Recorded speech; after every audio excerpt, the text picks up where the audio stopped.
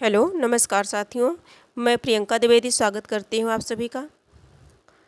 मित्रों, हम सभी जो है यूजीसी नेट जेआरएफ परीक्षा दिसंबर 2021 है ना, ये हिंदी विषय से है। और ये जो है परीक्षा जो 30/9/2022 को हुई थी, फर्स्ट शिफ्ट, ये पेपर हम सभी सॉल्व कर रहे हैं। ये हिंदी का है, जिनका सब्जेक्ट हिंदी है, जो 100 नंबर का प्रश्न आता है, उन सभी के लिए ये महत्वपूर्ण है। इसमें एक क्लास हो चुकी है जिसमें हम सभी जो है 30 प्रश्नों को सॉल्व किए हैं, है ना। पिछली क्लास में हम सभी 30 प्रश्नों को देख चुके हैं और 31 से इस क्लास में स्टार्ट होगा। ये पार्ट 2 है ना, पार्ट 2 है ये, या भाग 2 है, इस तरह से भी कह सकते हैं। और ये हिंदी साहित्य संपूर्ण सिलेबस से है, समझ रहे हैं। PYQ प्रीवियस ईयर जो है क्वेश्चन है, इसमें पेपर ही है, समझिए मॉडल पेपर है।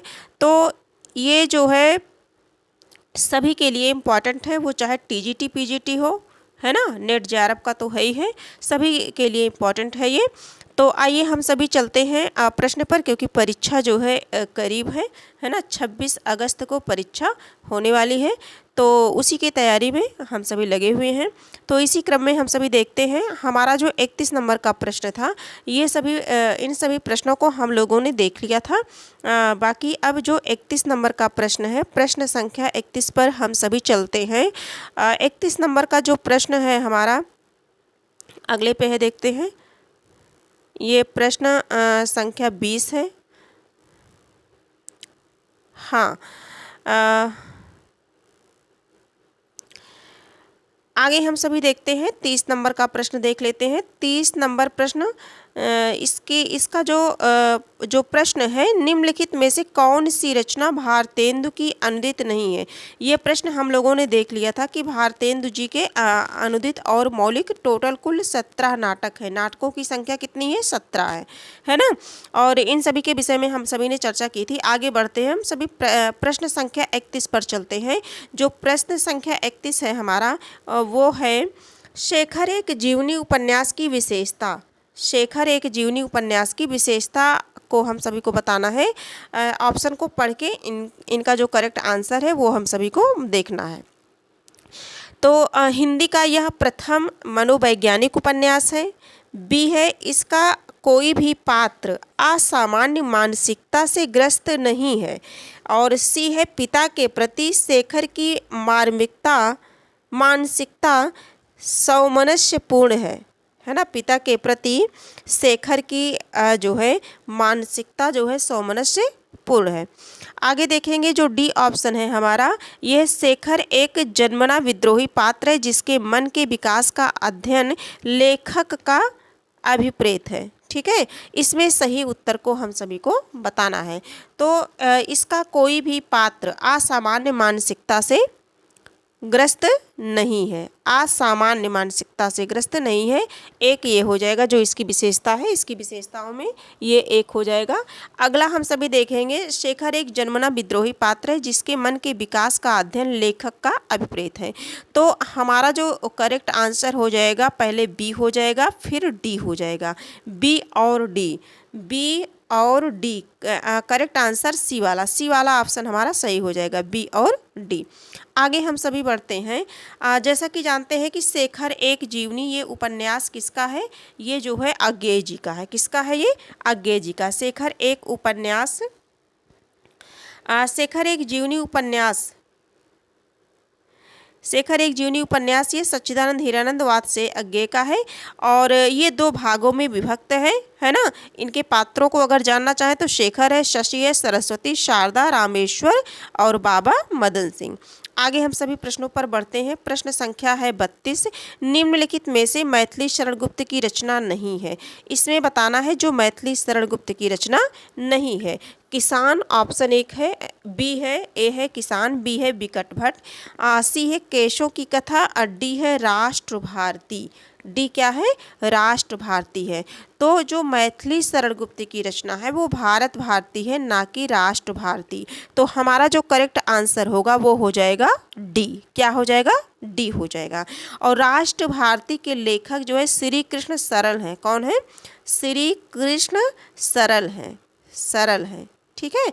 और जबकि किसान ये बिकट भट्ट, केशव की कथा, रंग में भंग, जयद्रथ वध, गुरुकुल, साकेत, भारत भारती, झंकार, यशोधरा, द्वापर, जय भारत, ये सभी जो है किसके हैं? ये सभी जो है मैथिली शरण गुप्त के हैं। अगले प्रश्न पर हम बढ़ते हैं। प्रश्न संख्या 33 देखते हैं। प्रश्न संख्या 33 ये मिलान करने वाला है। मालती, आकाशदीप, वजीरा सिंह, तीसरी कसम, बुद्धगुप्त, उसने कहा था, लाल मोहर गए ग्रीन, है ना। तो इसका जो मिलान करना है हम सभी देखते हैं। हाँ, मिलान करने वाले में हम सभी मिलाएंगे मालती। मालती किस कहानी का है? तो ये जो मालती है, मालती गए ग्रीन, यानी कि 1 का 4 हो जाएगा, 1 का 4 हो जाएगा। 4 किस में है? तो 1 का 4 सी वाले ऑप्शन में है ना। अब लेकिन देख लेते हैं, ऑप्शन और किसी में है भी नहीं, किसी में है भी नहीं, तो 1 का 4 जो है किस में है? सी वाले में है। करेक्ट आंसर हमारा सी हो जाएगा। वजीरा सिंह जो है ये उसने कहा का है, उसने कहा था। और बुद्धगुप्त जो है, बुद्धगुप्त आकाशदीप के हैं। लाल मोहर जो है तीसरी कसम का है, ये लाल मोहर तीसरी कसम का है, बुद्धगुप्त आकाशदीप के हैं। आगे हम सभी देखते हैं प्रश्न संख्या 34 देखते हैं।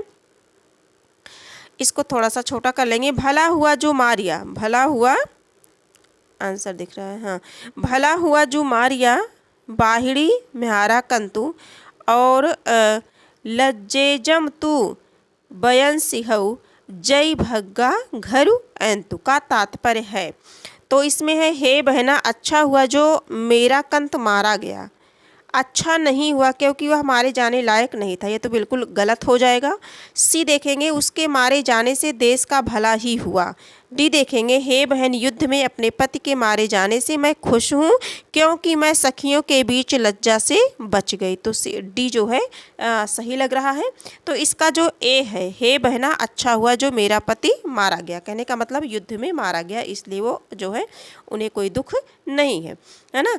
तो इसका ए हो जाएगा, ए हो जाएगा, और इसके साथ साथ जो है इसका डी हो जाएगा, है ना। ए और डी, ए और डी, ए और डी करेक्ट आंसर हमारा ए हो जाएगा। आगे हम सभी देखते हैं, गोरी सुंदर पातली केसर काले रंग, 11 देवर छोड़ के चली जेठ के संगे। तो ये तो अरहर हो जाएगा, सभी इससे परिचित हैं। क्या हो जाएगा? अरहर। करेक्ट आंसर ए हो जाएगा। आगे 36 नंबर के प्रश्नों को हम सभी देखते हैं। प्रश्न संख्या 36 देखते हैं। ये सूची ए का सूची बी से मिलान करना है। प्रश्न संख्या 36 से ये मिलान करने वाला है। शकुन, सौदागर, महामाया, पार्वती और हलीमा, है ना। इसे हम सभी मिलाएंगे। मिलान करने में हम सभी देखेंगे, इसके ऑप्शन को कर लेते हैं। हाँ, इसके ऑप्शन को देख लेते हैं। शकुन, शकुन किसका है? तो जो शकुन बंटी, है ना, इससे हो गया। सबसे पहले क्या हो गया? तीसरा हो गया, है ना, तीसरा हो गया। महामाया अघोर भैरव, महामाया किस में है? अघोर भैरव, यानी कि 4 हो जाएगा। अब हम देखेंगे ऑप्शन में 3 और 4 कहाँ पे है। 3 और 4 ये ऑप्शन ए में ही है ना।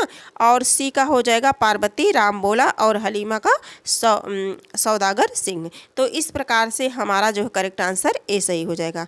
37 नंबर के प्रश्नों को देखते हैं हम सभी। निम्नलिखित में से अज्ञेय की रचनाएं हैं, अज्ञेय की रचनाएं हैं। तो आंगन के पारद्वार, इतने पास, अपने, नदी पर बांक की छाया, कुछ पत्ते, कुछ चिट्ठियाँ। नीचे दिए गए विकल्पों में से सही उत्तर का चयन करना है। तो निम्नलिखित में से अज्ञेय की रचनाएं जो हैं उन्हें बताना है। तो इसमें देखेंगे जो 37 नंबर का प्रश्न है, आंगन के पारद्वार, आंगन के पारद्वार ये हो गया, ए हो गया। और इतने पास अपने, ये शमशेर बहादुर सिंह की है। नदी पर बांक की छाया, है ना, ये हो गया। ए और सी हो गया, ए और सी हो गया। कुछ पत्ते कुछ चिट्ठियाँ, ये रघुवीर सहाय की है। तो ए और सी किस में है? ए और सी करेक्ट आंसर डी में हो जाएगा। आगे हम सभी देखेंगे, इनकी कुछ रचना देख लेते हैं। आंगन के पारद्वार 1961, नदी की बांक पर छाया 1981, ये अज्ञेय की है। अज्ञेय जो है प्रयोगवादी कवि के रूप में जाने जाते हैं, प्रयोगवादी कवि हैं। भग्नदूत 1933, चिंता, इत्तलम, हरी घास पर क्षण भर, बावरा, अहेरी, इंद्रधनुष रौंदे हुए, अरि ओ करुणा प्रभा में, अपूर्वा, कितनी नावों में कितनी बार 1967 में। और इतने पास इतने, ये काव्य संग्रह शमशेर बहादुर सिंह का है। कुछ पत्ते कुछ चिट्ठियाँ बताया गया आप सभी को, रघुवीर सहाय का है। अज्ञेय जी की जितनी भी रचनाएं हम लोगों ने यहाँ देखी मोस्ट इंपॉर्टेंट हैं। आगे हम सभी देखेंगे प्रश्न संख्या 38 देखेंगे। नीचे दो कथन दिए गए हैं, एक अभिकथन ए के रूप में लिखित है तो दूसरा उसके कारण आर के रूप में। ये कथन को देखते हैं हम सभी। अस्तित्ववाद व्यक्ति को अपने कर्मों के लिए उत्तरदायी मानता है। जो अस्तित्ववाद है वो व्यक्ति को अपने कर्मों के लिए उत्तरदायी मानता है, ऐसा इसमें कहा गया है। तो आर हम सभी देखते हैं। आर कथन को देख लेते हैं। आर है हमारा, क्योंकि अस्तित्ववाद व्यक्ति के अस्तित्व को किसी बाह्य सत्ता के अधीन नहीं मानता। क्योंकि अस्तित्ववाद व्यक्ति के अस्तित्व को किसी बाह्य सत्ता के अधीन नहीं मानता। इसमें हम सभी को देखना है कि हमारा कौन सही है। तो इसमें दोनों जब कथनों को हम लोगों ने देखा तो देखिए ये भी सही है और वो भी सही है। ए और आर दोनों सही है। आर ए की सही व्याख्या है। करेक्ट आंसर हमारा ए हो जाएगा। क्या हो जाएगा? ए ही हो जाएगा हमारा करेक्ट आंसर। आगे हम सभी देखते हैं 39 नंबर के प्रश्न को देखते हैं। तददोषो शब्दार्थो सगुणावलंकृति पुनः क्वापि। उक्त किस आचार्य की है? तो ये पुनः क्वाप की बात कौन करता है? सगुणावलंकृति तद्दोषो शब्दार्थो। तद्दोषो शब्दार्थो कौन है? मम्मट है। कौन है? मम्मट जी हैं इसमें। और अगर देखा जाए भामा का देखते हैं तो शब्दार्थो सहितो काव्यम। शब्दार्थो सहितो काव्यम ये भामा का है। और भोजराज के विषय में हम सभी देखते हैं तो भोजराज का है वक्रोक्तिश्च रसोक्तिश्च स्वभावोक्तिश्च वाङ्मयम् सर्वासु ग्राहिणीं तासु रसोक्तिम प्रति जानते। रसोक्तिम प्रति जानते ये किसका है? भोजराज का है। तो आप भामा को याद रखेंगे। शब्दार्थो सहितो काव्यम और पुनः क्वापि है ना, पुनः क्वापि ये मम्मट का है। तद्दोष शब्दार्थो है ना, मम्मट का है। आगे हम सभी देखेंगे 39 नंबर के प्रश्न 40 नंबर के प्रश्न को देखेंगे। प्रथम विश्व युद्ध की पृष्ठभूमि पर रचित कहानी है, बहुत चर्चित कहानी है, सभी परिचित है इससे। तो ये है उसने कहा था। करेक्ट आंसर हमारा डी हो जाएगा है ना। चंद्र शर्मा गुलेरी 3 कहानी रच करके हिंदी साहित्य में अपनी ख्याति को इन्होंने अर्जित की है।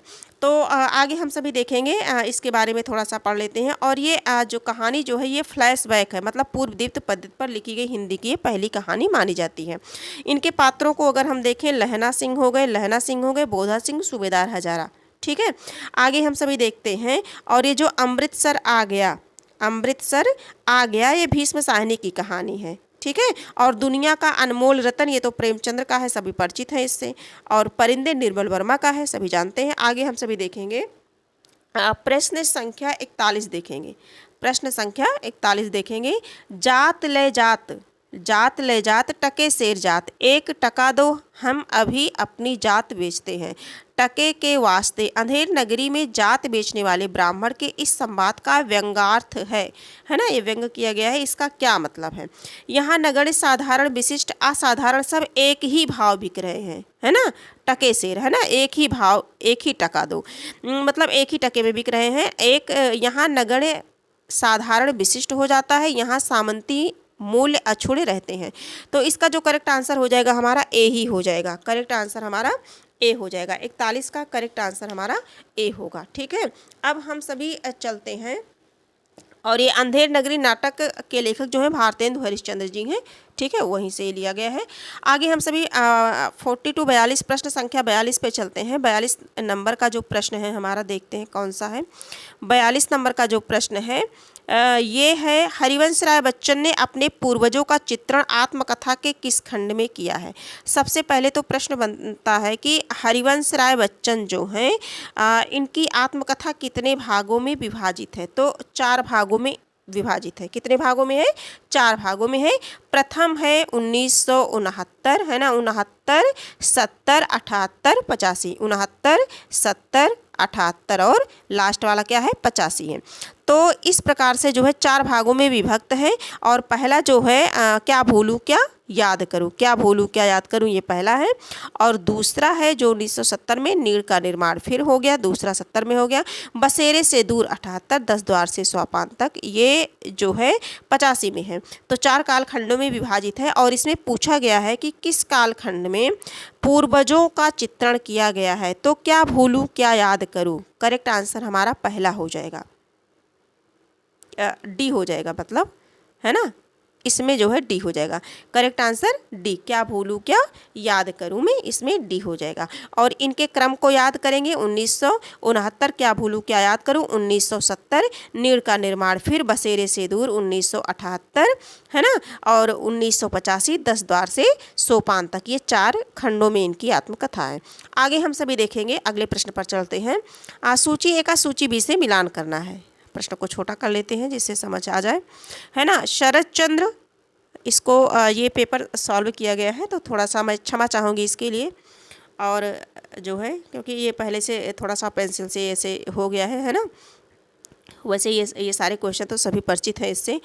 शरद चंद्र जो है ये आवारा मसीहा का हो गया, 1 का हो गया, 4 हो गया। ठीक है, लगा लेते हैं। शिवरानी देवी प्रेमचंद्र घर में जीवनी जानते हैं सभी, तो इसका 3 हो जाएगा। 4 के बाद 3 हम देख लेते हैं किस ऑप्शन में है। किस में 4 है, 4 के बाद 3, देखिए ये कट गया, ये कट गया। 4 के बाद 3 2 ऑप्शन में है। ठीक है, हम सीधे राम वृक्ष बेनीपुरी गेहूँ और गुलाब ए देख लेते हैं। अब देखते हैं 3 के बाद ए आ गया हमारा, डी में आ गया। किस में आ गया, डी में आ गया। और हरिवंश राय बच्चन नीड़ का निर्माण फिर जान ही रहे हैं दूसरा। आगे हम सभी देखते हैं, प्रश्न संख्या हमारा 43 का डी सही हुआ। आगे हम सभी देखते हैं स्वच्छंदतावाद। स्वच्छंद वृत्ति वालों की संवेदना अनेक प्रकार की हो सकती है, पर मध्यकाल के इन स्वच्छंदकर्ताओं की संवेदना केवल प्रेम की संवेदना थी। ये प्रेम की पीर के पक्षी थे। ये कथन पूछा गया है किसका, रामचंद्र शुक्ल, विश्वनाथ प्रसाद मिश्र, चंद्रबली पांडे, शिव कुमार मिश्र। फिर से हम इसको देखेंगे, जो है स्वच्छंद वृत्ति वालों की संवेदना अनेक प्रकार की हो सकती है, पर मध्यकाल के इन स्वच्छंदकर्ताओं की संवेदना केवल प्रेम की संवेदना थी। ये प्रेम की पीर के पक्षी थे। ये तो जो 44 है, 44 का करेक्ट आंसर हमारा हो जाएगा विश्वनाथ प्रसाद मिश्र। क्या होगा, विश्वनाथ प्रसाद मिश्र, ऑप्शन बी हो जाएगा। आगे हम चलते हैं, अपने प्रश्नों पर चलते हैं।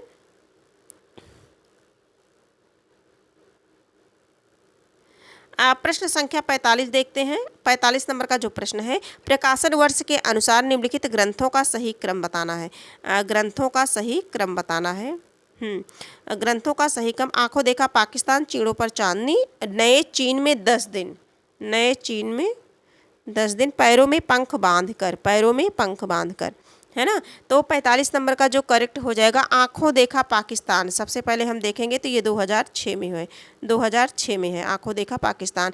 चीड़ों पर चांदनी 1964, 1964। ठीक है, चीड़ों पर चांदनी 1964। इसमें हम सभी देखेंगे सबसे पहले जो आएगा हमारा वो आएगा डी, पैरों में पंख बांधकर, ये 1952 में है। सबसे पहले डी आएगा, तो डी किस में है, डी है हमारा सी ऑप्शन में, डी आएगा। फिर जो है बी आएगा 1964 आएगा, है ना, 1964 आएगा। इसके बाद फिर जो है सी आएगा 1966, और फिर ए आ जाएगा आंखों देखा पाकिस्तान।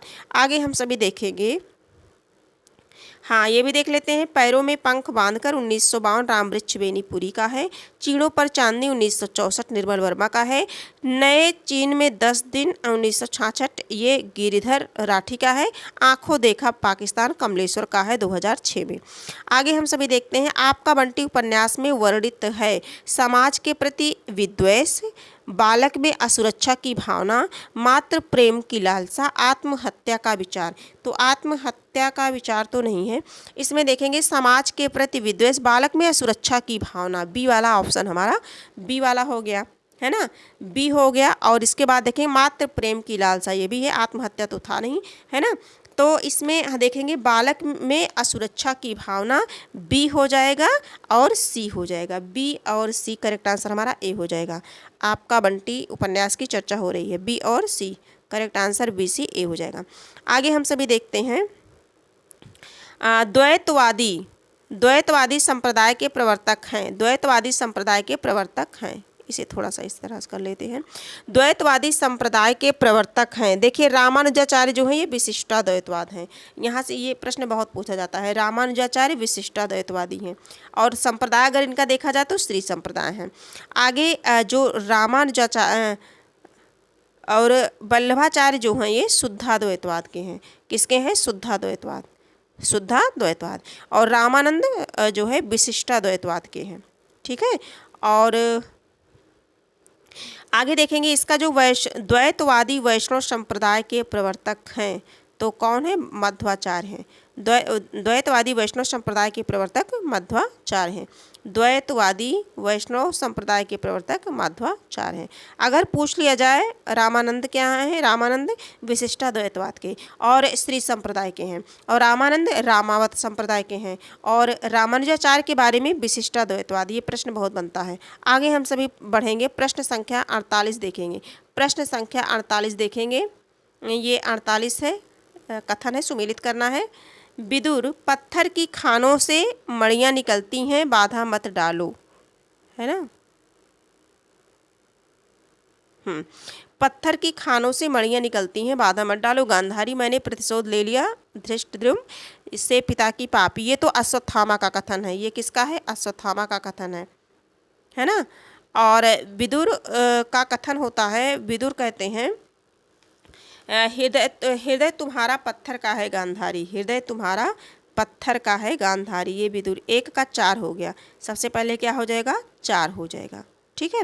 और गांधारी, अंधों को सत्य, गांधारी, गांधारी का देखेंगे, पत्थर की खानों से मणियाँ निकलती हैं, बाधा मत डालो। पत्थर की खानों से मणियाँ निकलती हैं, बाधा मत डालो, ये गांधारी का है। फिर 4 के बाद फिर 1 हो गया, है ना। अश्वत्थामा का ये है, तीसरा हो गया, तीसरे का दूसरा हो गया, है ना। 4 1 2 देखते हैं, 4 1 2, ये करेक्ट आंसर हमारा बी हो जाएगा, 4 1 2, ठीक है। आगे हम सभी चलते हैं। और ये जो संजय का है, अंधों को सत्य दिखाने में क्या, मुझको भी अंधा ही होना है ना, ये वाला हो गया। आगे हम सभी देखेंगे 49 नंबर के प्रश्नों को देखेंगे। 49 नंबर का जो प्रश्न है ये है तत्सम शब्द बताना है। देखिए, आग, बयार, पंख, अक्षर, तत्सम शब्द देखा। देखिए, आग जो है तद्भव है, बयार भी तद्भव है, पंख भी तद्भव। जो अक्षर है ये तत्सम है, अक्षर शब्द क्या है? तत्सम है, और इसका तद्भव आखर होगा। क्या होगा? आखर तद्भव होगा, ठीक है। आगे हम सभी देखते हैं 50 नंबर के प्रश्नों पर चलते हैं। प्रश्न संख्या 50 देखते हैं, ये भी सुमेलित होने वाला है और अच्छा प्रश्न है। आचार्य रामचंद्र शुक्ल और हिंदी आलोचना, और शिव कुमार मिश्र। आचार्य रामचंद्र शुक्ल, आलोचना का अर्थ की आलोचना, और BSc है आचार्य रामचंद्र शुक्ल आलोचना। ये मिलान करना है कि इसमें कौन किसका है। तो देखिए, आचार्य रामचंद्र शुक्ल और हिंदी आलोचना, आचार्य रामचंद्र शुक्ल और हिंदी आलोचना, ये रामविलास शर्मा का है। रामविलास शर्मा, सबसे पहले 3 हो जाएगा। क्या होगा? 3 हो जाएगा। आचार्य रामचंद्र शुक्ल, आलोचना का अर्थ की आलोचना, है ना, ये हो जाएगा राम स्वरूप चतुर्वेदी का है।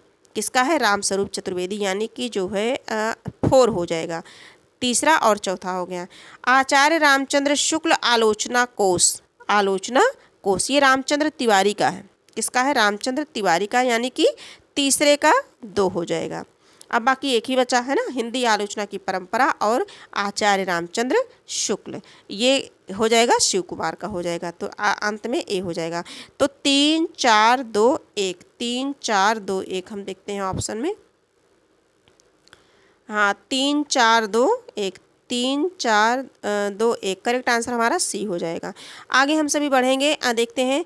धनी कौन होता है, इसका कोई विचार नहीं करता। धनी कौन होता है, इसका कोई विचार नहीं करता। वह जो अपने कौशल से दूसरों को बेवकूफ़ बना सकता है। उपयुक्त संवाद गोदान में किस पात्रों के मध्य हुआ है। धनी कौन होता है, इसका कोई विचार नहीं करता। 51 नंबर का जो प्रश्न है ये गोविंदी और मेहता के बीच का कथन है। गोविंदी और मेहता के बीच का कथन है, ठीक है।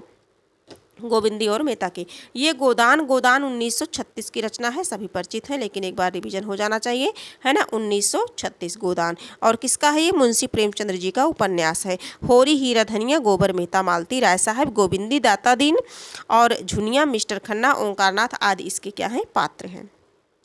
और इनके अन्य पात्रों को जैसे प्रेमा रहस्य, देवस्थान रहस्य, प्रेमा, सेवा सदन, है ना, वरदान, प्रेमाश्रय, रंगभूमि, कायाकल्प, कर्मभूमि, निर्मला, गबन और मंगलसूत्र इनका है जो 1948 का है। और ये क्या है? अपूर्ण है। अधूरा है मंगलसूत्र। ठीक है, अब जो है हम सभी प्रश्न संख्या 52 पर चलते हैं। 52 नंबर का जो प्रश्न है हमारा, प्रश्न संख्या 52 देखते हैं। नंददास के बारे में रामचंद्र शुक्ल के विचार हैं। तो इनकी रचना भी बड़ी सरस और मधुर है। कृष्ण की रासलीला का अनुप्रसादयुक्त साहित्यिक भाषा में विस्तार के साथ वर्णन है। इनकी साहित्यिक रचना सी है। रास पंचाध्यायी सोरठा छंदों में लिखी गई है, जबकि गलत है। अनुप्रास और चुने हुए संस्कृत पद विन्यास आदि नंददास की कविता में नहीं पाए जाते। इसमें हम सभी को राइट बताना है, तो हमारा ए और बी राइट है। ए और बी, ए और बी। ठीक है, क्योंकि स्पष्ट कर देते हैं इसका जो है, ये नंददास के बारे में शुक्ल जी के जो विचार है, इनकी रचना बड़ी सरल, सरस और मधुर है। इनकी रचना बड़ी सरस और मधुर है, ये हो गया। और कृष्ण की रासलीला का अनुप्रसादयुक्त साहित्यिक भाषा में विस्तार के साथ वर्णन है, बी हो गया। ठीक है, आगे देखेंगे। और ये जो नंददास है, नंददास के विषय में कहा गया है, एक कहावत है कि कवि गढ़िया नंददास जड़िया, है ना। और इनकी सबसे प्रसिद्ध पुस्तक क्या है, रास पंचाध्यायी है, जो सोरठा छंद में ना होकर के किसमें है, रोला छंद में है। किसमें है, रोला छंद में है। और इसके अतिरिक्त देखेंगे भागवत दशम स्कंद, रुक्मणी मंगल, सिद्धांत पंचाध्यायी, रूप मंजरी, रस मंजरी, मान मंजरी, विरह मंजरी, है ना, दान लीला, मान लीला, अनेकार्थ मंजरी, ज्ञान मंजरी, श्याम सगाई, भ्रमर गीत। देखिए भ्रमर गीत जो है, भ्रमर गीत, सुदामा चरित आदि नंददास की रचनाएं हैं। आगे हम सभी देखते हैं।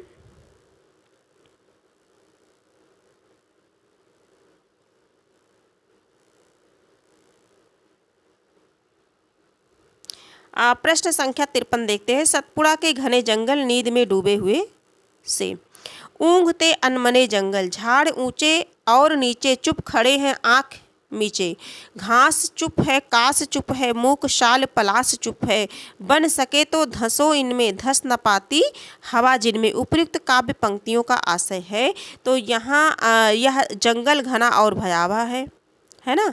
जंगल में जीवन का कोई निशान नहीं है।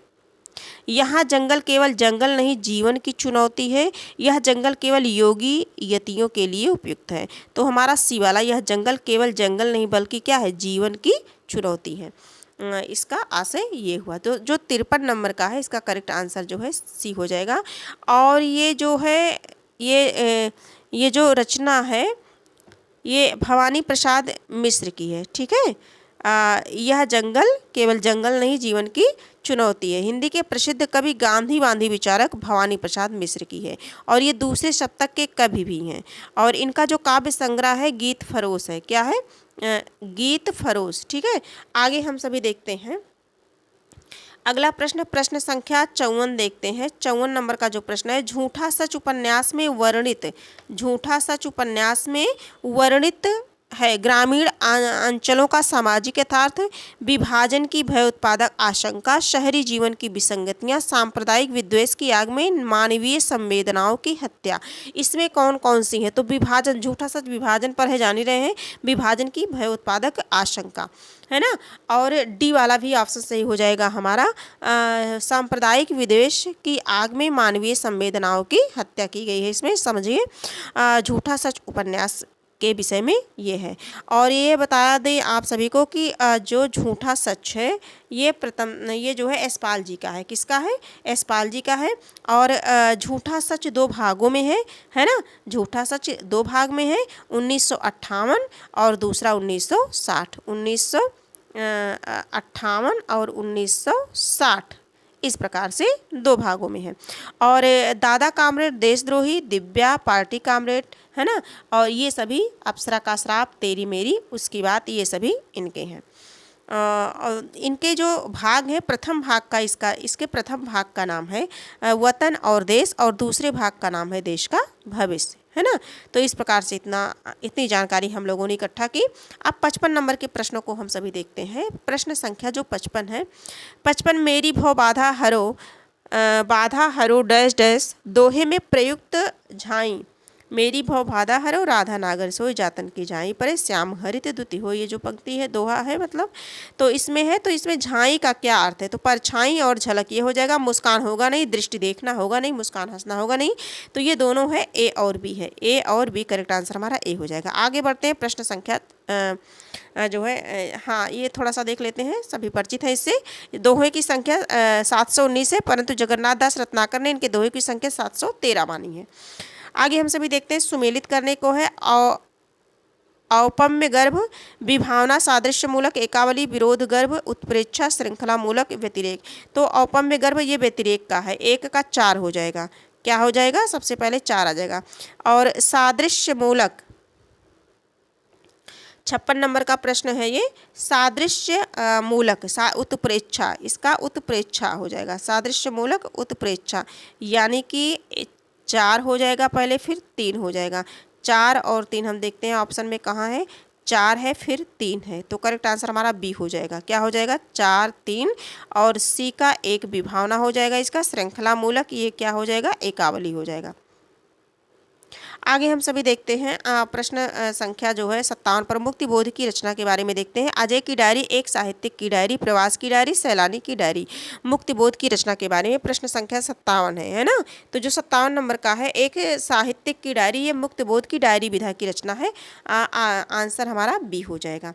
आगे हम सभी देखेंगे, और इसके साथ साथ देख लें, ये जो अजय की डायरी है ये डॉक्टर देवराज का उपन्यास है, अजय की डायरी डॉक्टर देवराज का उपन्यास है।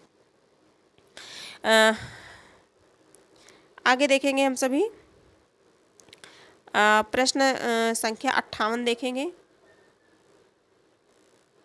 58 नंबर के प्रश्नों को देखेंगे। यह देह भाव भ्रांति है, यह कथन किसका है, ये जो है उर्वशी का है, थोड़ा सा पढ़ लेते हैं इन्हें हम। यह देह भाव भ्रांति है, यह कथन किसका है बताना है, तो यह देव भाव भ्रांति यह उर्वशी का कथन है। उर्वशी 1961 रामधारी सिंह दिनकर द्वारा रचित ये गीत नाट्य है, कैसा है, गीत नाट्य है। दिनकर को इस महाकाव्य के लिए 1972 में भारतीय ज्ञानपीठ पुरस्कार मिला गया था। यह प्रश्न बार बार बनता है, मतलब पूछा जाता है। दिनकर की प्रमुख रचनाओं के बारे में, रेणुका, हुंकार, कुरुक्षेत्र, शामधेनी, रश्मिरथी, दिल्ली, परशुराम की प्रतीक्षा, ठीक है। और दिनकर को साहित्य भारतीय ज्ञानपीठ पुरस्कार कब मिला था, 1972 में। आगे हम सभी देखेंगे, शिव शंभू के चिट्ठी से संबंधित है, आनंद कादम्बनी, कलकत्ता, चुनार, भारत मित्र, है ना। तो इसमें हम सभी देखेंगे करेक्ट आंसर इसका देखेंगे, शिव शंभू के चिट्ठी से संबंधित है। 59 नंबर का जो प्रश्न है ये हो जाएगा जो है ये शिव शंभू के चिट्ठी से संबंधित है। बालमुकुंद गुप्त ने कलकत्ता से सन 1904 व 5 ईस्वी में भारत मित्र पत्रिका में शिव शंभू के चिट्ठे नाम से तत्कालीन गवर्नर जनरल लॉर्ड कर्जन, है ना, लॉर्ड कर्जन को संबोधित करके ये निबंध लिखा गया था। और गुप्त जी के निबंध गुप्त निबंधावली शीर्षक से ये इसको प्रकाशित कराया गया था। तो इसमें है जो है केवल बी हो जाएगा, कलकत्ता और भारत मित्र, डी, केवल बी और डी करेक्ट आंसर डी हो जाएगा। भारत मित्र, कलकत्ता और भारत मित्र, कलकत्ता और भारत मित्र। आगे हम सभी देखेंगे प्रश्न संख्या 60 देखेंगे। छायावाद के बारे में रामचंद्र शुक्ल की स्थापनाएं, छायावाद के बारे में रामचंद्र शुक्ल की स्थापनाएं इस तरह से, है ना। छायावाद बड़ी सहृदता के साथ प्रभाव साम्य पर ही विशेष लक्ष्य रख चला। आगे देखेंगे, छायावाद की रचनाएं गीतों के रूप में ही अधिकतर होती हैं। छायावाद में रचना अन्योक्ति पद्धति पर ही नहीं की जाती, व्यंजना पद्धति पर प्रगल्भ और प्रचुर विकास छायावाद की काव्य शैली की असली विशेषता नहीं है। तो जो 60 नंबर का प्रश्न है इसमें हम देखेंगे जो है छायावाद बड़ी सहजता के साथ प्रभाव साम्य पर विशेष लक्ष्य इसे देखेंगे, ए वाला ऑप्शन देखेंगे हम सभी। छायावाद की बड़ी, फिर से पढ़ेंगे इसे, छायावाद बड़ी सहृदयता के साथ प्रभाव साम्य पर ही विशेष लक्ष्य रख करके चला, विशेष लक्ष्य रख कर चला तथा छायावाद की रचनाएं गीतों के रूप में ही अधिकतर होती हैं। छायावाद की रचनाएं गीतों के रूप में ही अधिकतर होती हैं। ए और बी दोनों सही है हमारा, ए और बी दोनों सही है। ए और बी करेक्ट आंसर हमारा ए हो जाएगा। क्या होगा? ए होगा। आगे हम सभी अगला प्रश्न देखते हैं। प्रश्न संख्या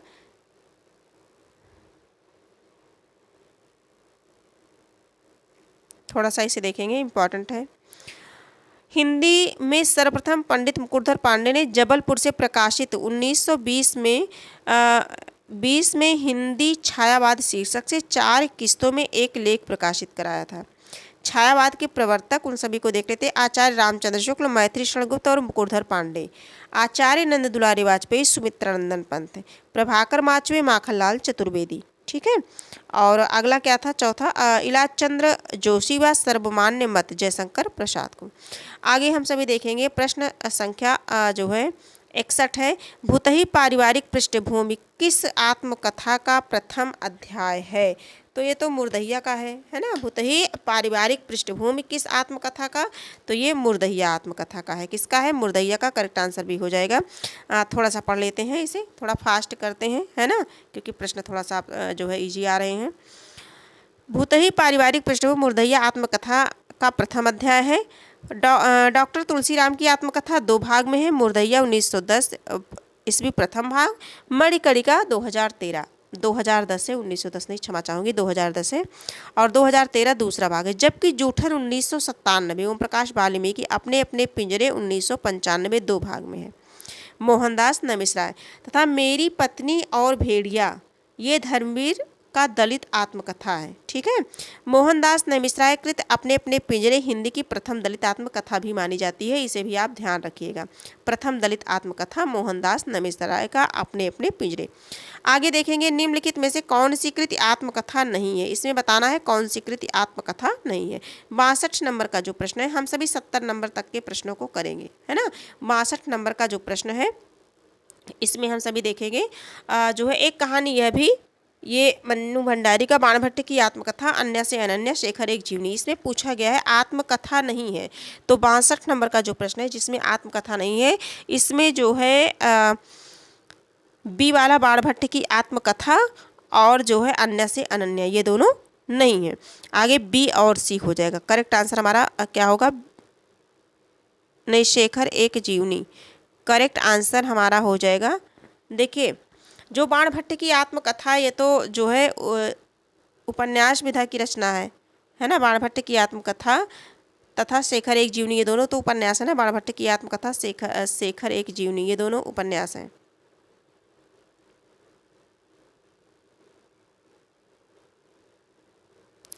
आत्मकथा नहीं है, हाँ, तो यही पूछा गया है, नहीं है पूछा गया, इसीलिए कन्फ्यूजन हो गया, है ना।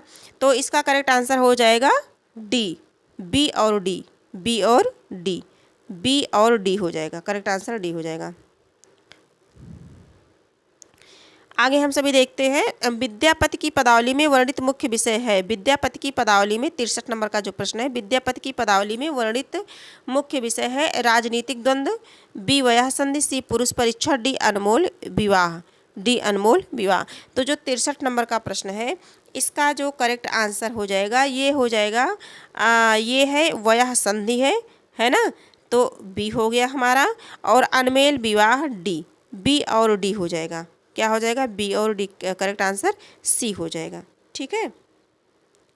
आगे हम सभी देखते हैं, ये सभी तो सभी परिचित हैं, विद्यापति की पदावली है ना। गोरक्ष विजय ये नाटक है। अवहट्ट कीर्तिलता कीर्तिपता का अवहट्ट भाषा में, संस्कृत में सर्वस्वसार, गंगा वाक्यावली, भू परिक्रमा, दान लीला, पुरुष परीक्षा, ये सभी परिचित हैं आप सभी।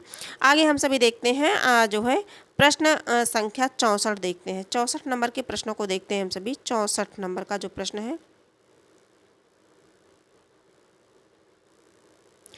कविता की भाषा विरोधाभास की भाषा होती है, यह कथन निम्नलिखित में से किसका है?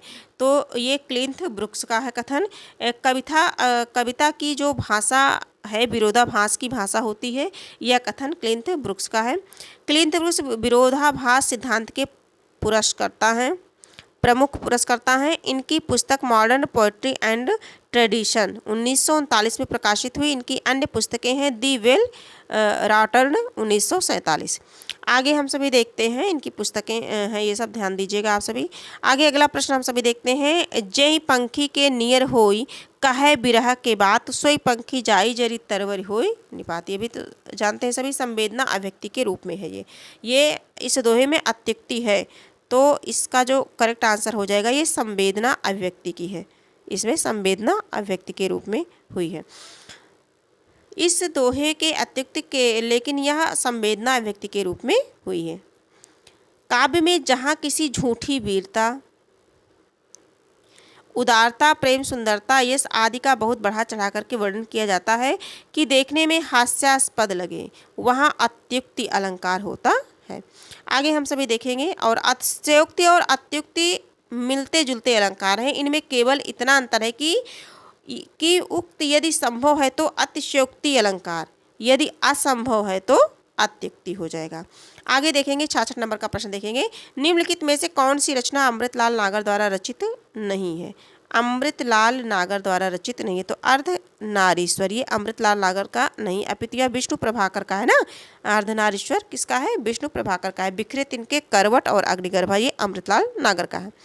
आगे हम सभी देखेंगे प्रश्न संख्या 67 देखेंगे, परीक्षा गुरु उपन्यास निम्नलिखित में से किस विषय पर केंद्रित है। प्रतीक रूप में ईस्ट इंडिया कंपनी द्वारा भारत के आर्थिक शोषण और लूट का यथार्थ चित्रण। 67 नंबर का जो प्रश्न है। आगे देखेंगे, प्रथम स्वाधीनता संग्राम में ब्रिटिश शासन द्वारा भारतीयों में फूट डालने का प्रयास। सी है सामंत वर्ग के पतोन्मुख चरित्र का वर्णन। डी है स्त्रियों की शिक्षा पर विशेष बल। तो परीक्षा गुरु में ये जो पहला है ऑप्शन हमारा यही सही है। थोड़ा सा पढ़ लेते हैं इन्हें। परीक्षा गुरु उपन्यास में प्रतीक रूप में ईस्ट इंडिया कंपनी द्वारा भारत के आर्थिक शोषण और लूट का यथार्थ चित्रण मिलता है। परीक्षा गुरु लाला श्रीनिवास दास का उपन्यास है। परीक्षा गुरु अंग्रेजी के ढंग का हिंदी का प्रथम उपन्यास है। इस उपन्यास में दिल्ली के एक कल्पित रईस लाला मदन मोहन का स्वाभाविक चित्रण उतारा गया है। ठीक है, और इस उपन्यास के प्रमुख पात्रों को अगर देखा जाए तो इसमें ब्रज किशोर है, चुन्नीलाल है और शंभू दयाल है, पुरुषोत्तम दास है। पात्र कभी कभी पूछ सकता है। और आगे 68 नंबर का जो प्रश्न है, जगपत की बीमारी और बेरोजगारी से उपजी आर्थिक मजबूरियों से त्रस्त पत्नी चंदा की कहानी किसमें है। तो ये राजा निर्वंशिया है ना। जगतपति की बीमारी और बेरोजगारी से उपजी आर्थिक मजबूरियों से त्रस्त पत्नी चंदा की कहानी राजा निर्वंशिया। राजा निर्वंशिया जो है 1957 ईस्वी, कस्बे का आदमी 1958, खोई हुई दिशाएं 1963, मांस का दरिया 66, बयान 73 में, आज़ादी मुबारक 2002 में कमलेश्वर की कहानियां हैं। कमलेश्वर जो है समानांतर कहानी आंदोलन के प्रवर्तक हैं। और इसके अगर पात्रों को हम देखना चाहें तो जगपति हो गया, चंदा हो गया, और जगपति की मां दयाराम, कंपाउंडर बच्चन सिंह। ठीक है, 59 नंबर का जो प्रश्न है देखते हैं, निम्नलिखित उपन्यासों का क्रम प्रकाशन वर्ष के अनुसार बताइए। निसहाय, हिंदू, परीक्षा गुरु, देवरानी जेठानी की कहानी, नूतन ब्रह्मचारी। तो जो ये 59 नंबर का प्रश्न है किसका है, 59 नंबर का जो प्रश्न है इसका जो करेक्ट आंसर हो जाएगा हमारा, हम सभी देख लेते हैं। देवरानी जेठानी की कहानी है, ये है 1870, क्या है 1870 हो गया। और ये तो ये परीक्षा गुरु 1882 से परिचित ही हैं, 1882 हो गया। और ये पंडित निसहाय हिंदू जो है राधा कृष्ण दास का है, ये 1890 हो गया, 1890 हो गया, 1890 हो गया। अब बचा एक नूतन ब्रह्मचारी, ये बालकृष्ण भट्ट का 1886 हो गया। क्या हो गया ये 1886 हो गया, 1886 हो गया। तो अगर हम इसका मिलान करना चाहें हम सभी तो हमारा क्या बनेगा, हमारा बन जाएगा, सबसे पहले बनेगा सी वाला, सबसे पहले आएगा है ना 70 आएगा, फिर 82 है ना। तो इसमें सबसे पहले सी आएगा, और सी किस ऑप्शन में, सबसे पहले तो हमारे बी वाले ऑप्शन में, किस में है, बी वाले ऑप्शन में है। सी हो जाएगा, बी हो जाएगा, डी और ए हो जाएगा। आगे हम सभी देखते हैं, इसमें एक कथन और कारक है, एक प्रश्न और ये लास्ट है। और अभिकथन है, कार्ल मार्क्स का मानना है कि पूंजीवाद व्यवस्था में व्यक्ति अपना उत्पाद बेचने के कारण उससे अजनबी हो जाता है। आर है, क्योंकि अपने उत्पाद को पूंजीवादी सत्ता के हाथ बेचना व्यक्ति की मजबूरी है ना। तो ये जो 70 नंबर का है इसमें सही और गलत बताना है, इसमें बताना है कि कौन सा सही है कौन सा गलत है। तो ए और आर दोनों सही लग रहे हैं है ना, ए आर की सही व्याख्या है। हम इसे थोड़ा सा पढ़ लेते हैं। वही कथन है और कथन दोनों सही है ना। तो करेक्ट आंसर इसका क्या हो जाएगा, ए हो जाएगा। हम लोगों ने 31 से लेकर के 70 तक हम लोगों ने देखा। ठीक है, अब आज की क्लास यहीं समाप्त होती है और हम फिर मिलेंगे, नए प्रश्नों के साथ मिलेंगे। अगर ये क्लास थोड़ी भी आप सभी को उपयोगी लगी हो तो आप इसे लाइक कर दीजिए, और अगर हमारे नए प्रतियोगी हैं, नए मित्र हैं, तो इसे सब्सक्राइब कर लीजिए और कमेंट में अपने सुझाव अवश्य लिखिए। आज की क्लास यहीं तक है, फिर हम मिलेंगे और तब तक के लिए धन्यवाद। आप सभी पढ़ते रहिए और स्वस्थ रहिए, मस्त रहिए, खुश रहिए।